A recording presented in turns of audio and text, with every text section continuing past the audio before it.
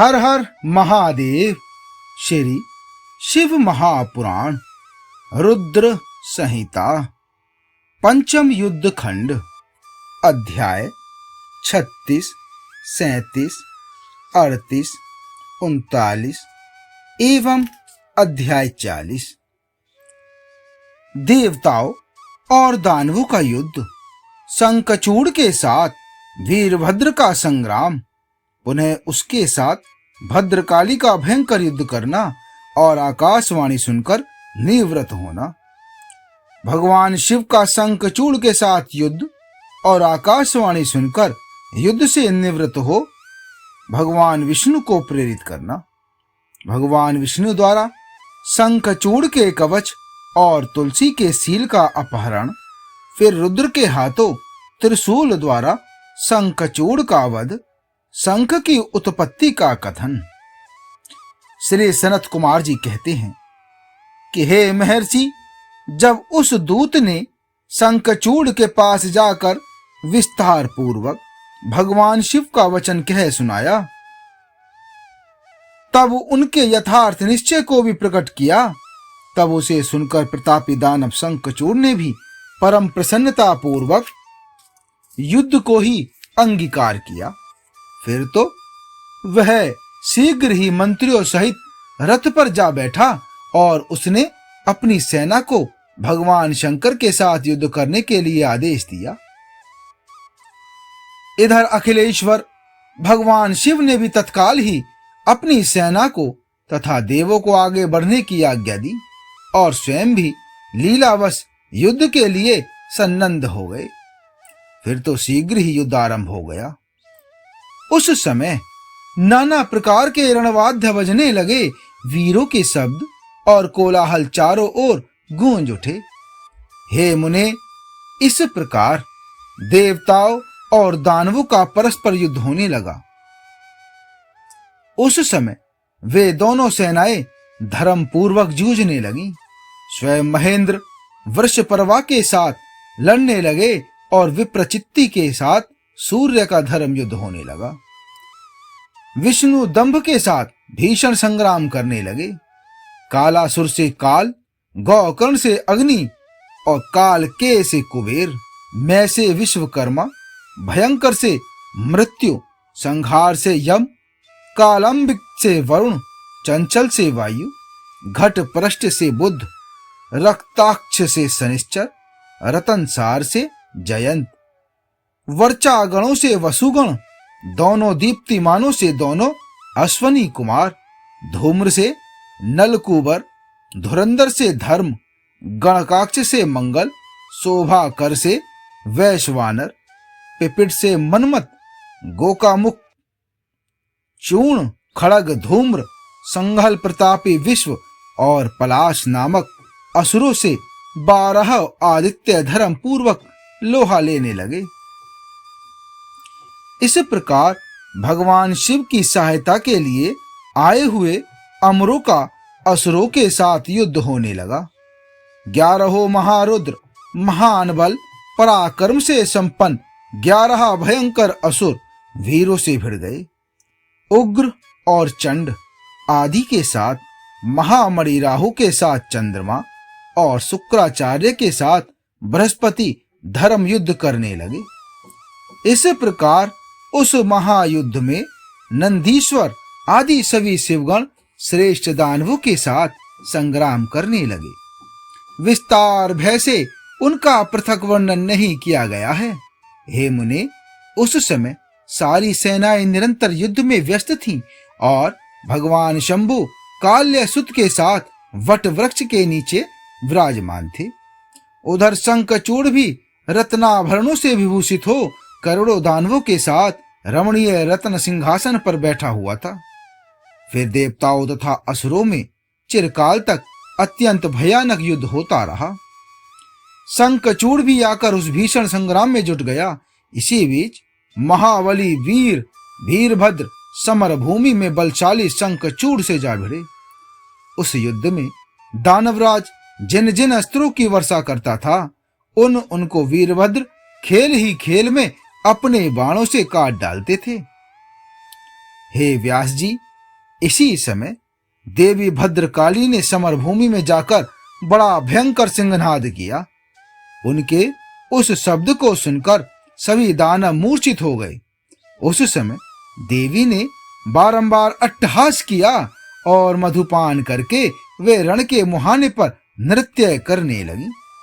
उनके साथ ही उग्रदृष्टा, उग्रदंडा और कोटवी ने भी मधुपान किया। अन्य देवियों ने भी खूब मधु पीकर युद्ध स्थल में नाचना आरंभ किया। उस समय शिवगणों तथा देवों के दलों में महान कोलाहल मच गया। सारा सुर समुदाय बहुत प्रकार से गर्जना करता हुआ हर्षमग्न हो गया। मां काली ने शंखचूड़ के ऊपर प्रलयकालीन अग्नि की शिखा के समान उदीप्त आग्नेयास्त्र चलाया, परंतु दानवराज ने वैष्णवा अस्त्र से उसे शीघ्र ही शांत कर दिया। तब देवी भद्रकाली ने उस पर नारायण अस्त्र का प्रयोग किया। वह अस्त्र दानव शत्रु को देखकर बढ़ने लगा। तब प्रलयाग्नि की ज्वाला के समान उदीप्त होते हुए नारायण अस्त्र को देखकर शंखचूड़ दंड की भांति भूमि पर लेट गया और बारंबार प्रणाम करने लगा। तब उस दानव को नम्र हुआ देखकर वह अस्त्र निवृत्त हो गया। तत्पश्चात देवी ने उस पर मंत्र पूर्वक ब्रह्मास्त्र छोड़ा। उस अस्त्र को प्रज्वलित होता हुआ देखकर दानवराज ने भूमि पर खड़े होकर उसे प्रणाम किया और ब्रह्मास्त्र से ही उसका निवारण कर दिया। वह दानवराज कुपित हो उठा और वेग पूर्वक अपने धनुष को खींचकर देवी के ऊपर मंत्र पाठ करते हुए दिव्यास्त्रों की वर्षा करने लगा। भद्रकाली समर भूमि में अपने विस्तृत मुख को फैलाकर उन अस्त्रों को निगल गईं और अट्टहास पूर्वक गर्जना करने लगी, जिससे दानव भयभीत हो गए। तब शंखचूड़ ने मां काली के ऊपर 100 योजन लंबी शक्ति से वार किया, परंतु देवी ने अपने दिव्या अस्त्र समूह से उसके 100 टुकड़े कर दिए। उन दोनों में चिरकाल तक युद्ध होता रहा और सभी देवता और दानव दर्शक बनकर उसे देखते रहे। अंत में देवी ने महान कोपावेश में उस पर वेग पूर्वक मुष्टि प्रहार किया। उसकी चोट से वह दानवराज चक्कर काटने लगा और उसी क्षण मूर्छित हो गया।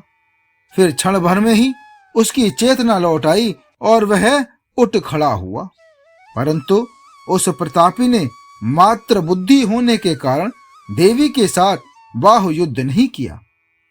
तब देवी ने उस दानव को पकड़कर उसे बारंबार घुमाया और बड़े क्रोध से वेग पूर्वक ऊपर को उछाल दिया। प्रतापी शंखचूड़ वेग से ऊपर को उछला और पृथ्वी पर गिरकर पुनः उठ खड़ा हुआ। उस महायुद्ध में वह तनिक भी भ्रांत नहीं हुआ था, बल्कि उसका मन प्रसन्न था। वह भद्रकाली को प्रणाम करके बहुमूल्य रत्न द्वारा निर्मित अपने परम मनोहर विमान पर जा बैठा। इधर कालिका भूख से विहल्ल होकर दानवों का रक्तपान करने लगी। इसी अवसर पर वहां आकाशवाणी हुई कि हे ईश्वरी, अभी रणभूमि में सिंहनाद करने वाले 1.5 लाख दानवेंद्र और बचे हैं। ये बड़े उद्धत हैं, अतः तुम इन्हें अपना आहार बना लो। परंतु देवी, संग्राम में दानवराज शंखचूड़ को मारने के लिए मन मत दौड़ाओ, क्योंकि यह तुम्हारे लिए अवध्य है, ऐसा निश्चय समझो।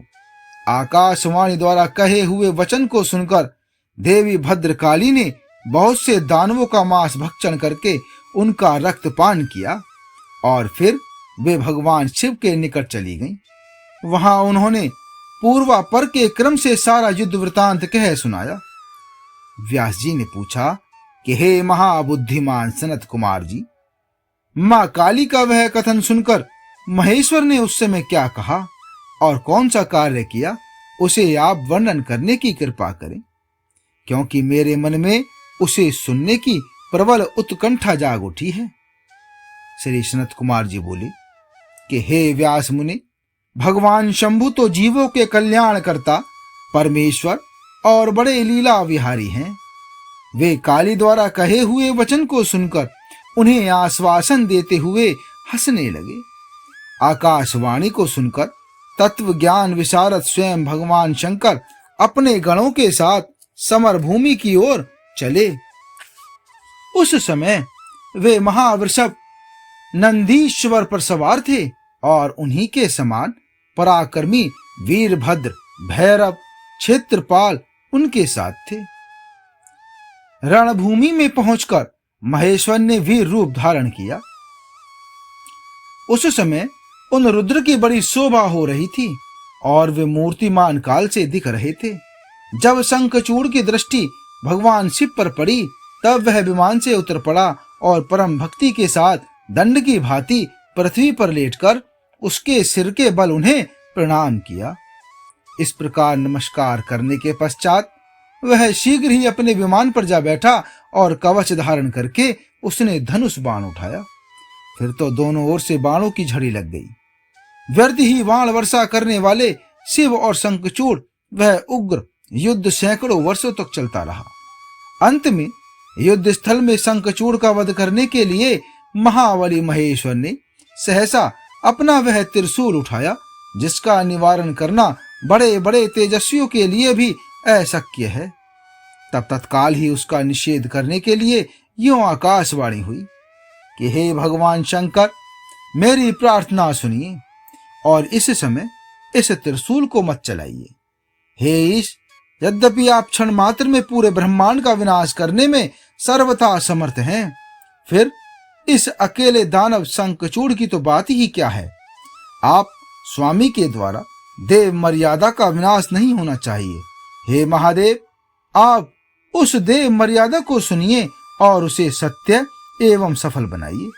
वह देव मर्यादा यह है कि जब तक इस शंखचूड़ के हाथ में श्री हरि का परम उग्र कवच वर्तमान रहेगा और इसकी पतिव्रता पत्नी तुलसी का सतीत्व अखंडित रहेगा, तब तक इस पर जरा और मृत्यु अपना प्रभाव नहीं डाल सकेंगे।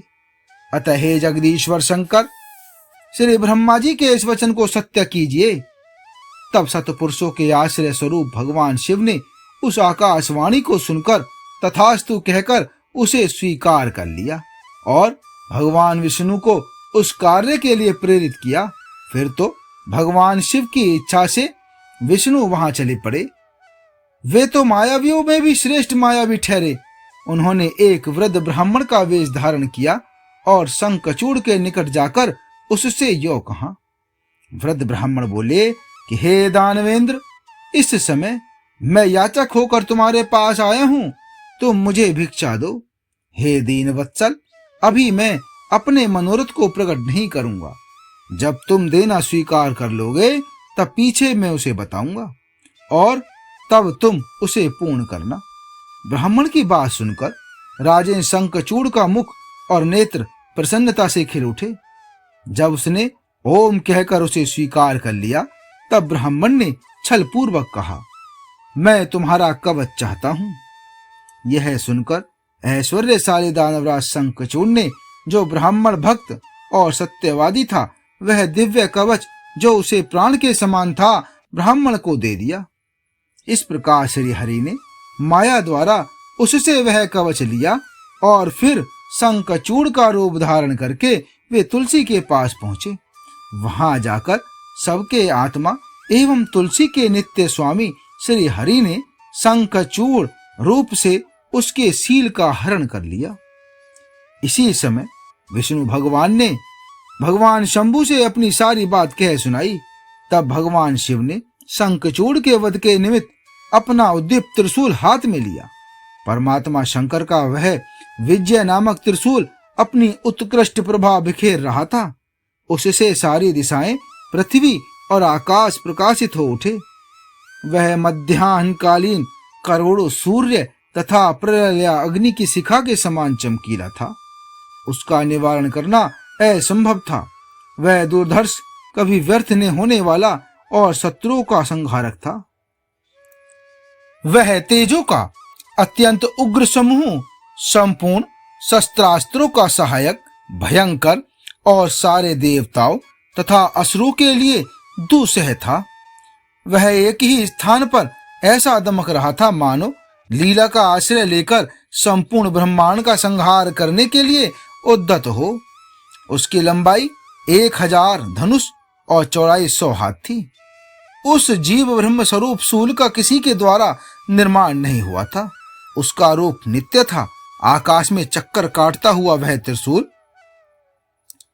भगवान शिव की आज्ञा से शंखचूड़ के ऊपर गिरा और उसने उसी क्षण उसे राख की ढेरी बना दिया। हे विप्र, महेश्वर का वह शूल मन के समान वेगशाली था। वह शीघ्र ही अपना कार्य पूर्ण करके भगवान शंकर के निकट आ पहुंचा और फिर आकाश मार्ग से चला गया। उस समय स्वर्ग में दुंदुभियां बजने लगी, गंधर्व और किन्नर गान करने लगे। देवों तथा मुनियों ने स्तुति करना आरंभ किया और अप्सराएं नृत्य करने लगी।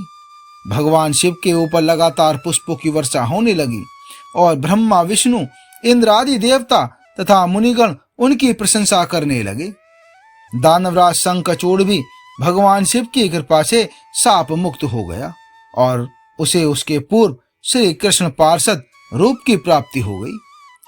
शंखचूड़ की हड्डियों से शंख जाति का प्रादुर्भाव हुआ। जिस शंख का जल शंकर के अतिरिक्त समस्त देवताओं के लिए प्रशस्त माना जाता है। हे महामुने, श्री हरि और लक्ष्मी को तथा उनके संबंधियों को भी शंख का जल विशेष रूप से अत्यंत प्रिय है, किंतु शिव के लिए नहीं।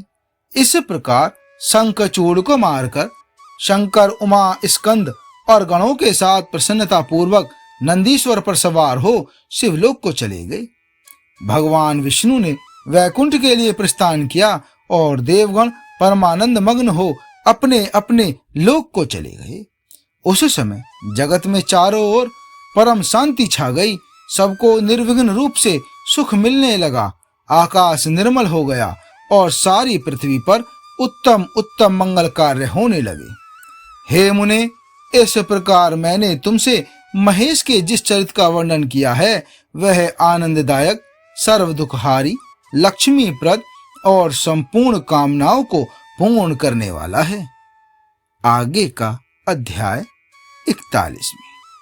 हर हर महादेव।